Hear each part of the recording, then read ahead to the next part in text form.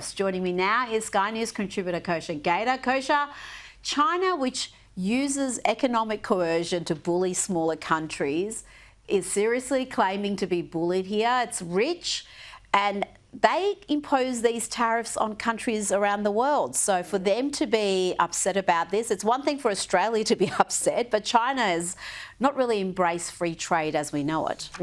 There's a lot of stagecraft going on in this issue that's rocked the world, obviously, and between the US and China, which is a special part of this whole trade war that's happening, it really is the battle of the century between the two superpowers. And if we are moving towards a multipolar world, which is what Team Trump actually does believe, in which it's no longer going to be a single superpower, but China is going to be a fellow superpower, it has to be recalibrated. And tariffs is where this battle is coming to a head. So they're jockeying against it with each other.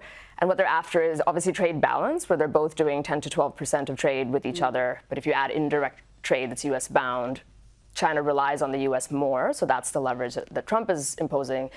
The leverage that China has is that a lot of the supply chains that sit there for vital goods, from fertilizer to penicillin, and they know that, semiconductors, et cetera, hard to bring that back overnight. And so this is where you're kind of seeing the rubber hit the road. It could spill out into arenas beyond even tariffs and trade, such as restricting immigration or student visas. We're not anywhere near there yet, but I would not be surprised if all of that gets put on the table. The supply chain issue is enormous, isn't it? Because successive leaders have really neglected that area. I think during COVID, we realised how dependent we were on China and how dangerous that was. Yep. And it's something that has to be addressed. Whoever's in the White House, you cannot have vital goods dependent on China. You've got to be self-sufficient enough that your penicillin doesn't have to come via China, or a portion of it come from China. And that is something, you're so right, that COVID really put that in the spotlight, and the US has a lot of economic might to wield in that regard, but it is a lesson for everybody, including Australia. Absolutely. Now, EU nations are ready to negotiate with the US. Let's hear from the European Commission President.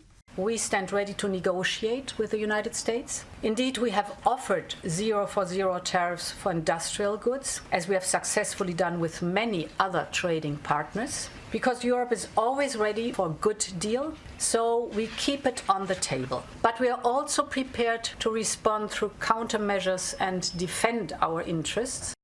It's interesting. They have offered 0 for 0 tariffs for industrial goods. Is that going to be enough for Donald Trump, or is that too narrow? It feels like it's a start, and it happened awfully quickly. I think Madam Ursula over there, talks about it as though, this is something we do all the time. It's no big deal. She didn't do it last week or last month or last year when she could have. Absolutely. Look, it's a start. I think what Trump is after is twofold. One is reciprocity. So the 0 for 0 is one shape that could take. The other is actually trade balance, where the number of things that are present in the market here that come from Europe is somewhat reciprocal in terms of the trade that we do there. So he talks about how US streets are flooded with European and Japanese cars. The reverse is not true, for instance. So that will take longer, where the tariffs even the playing field enough that step 2 is that hopefully the Europeans are actually importing more American goods, which helps go towards reindustrializing America, which is ultimately his goal.